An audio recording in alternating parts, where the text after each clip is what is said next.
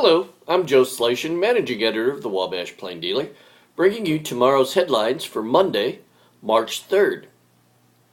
Leading off our story is a piece by Eric Seaman looking at the most recent snowstorm that Wabash County received over the weekend. The storm, which left about 3 to 4 inches on the ground, wasn't as bad as weather forecasters were leading everybody to believe.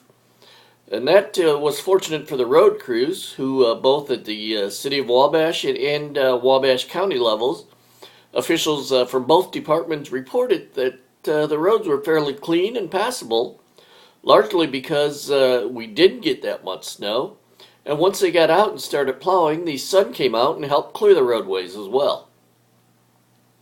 In another story in Monday, reporter Nick Van Hees takes a look at the semi-annual Rich Valley Tenderloin Fry. The event was held over the weekend at the Rich Valley Community Building, and officials with the Rich Valley Lions Club, who sponsor the event, estimated that some 2,500 pounds of pork tenderloin were served to several hundred people who came through the lines and stopped by the building for either eat in or carry out throughout the day. In another story, I report on some of the upcoming Lenten services which will be taking place beginning Wednesday, which is Ash Wednesday. The Wabash Christian Church and the Wabash Presbyterian Church are having a joint Ash Wednesday Taze service Wednesday evening. Meanwhile, the Hezekiah House, which is a 24-hour prayer house here in Wabash, will be having a Lenten series taking place all 40 days of Lent. You can find out more about those stories in the Plain Dealer on Monday.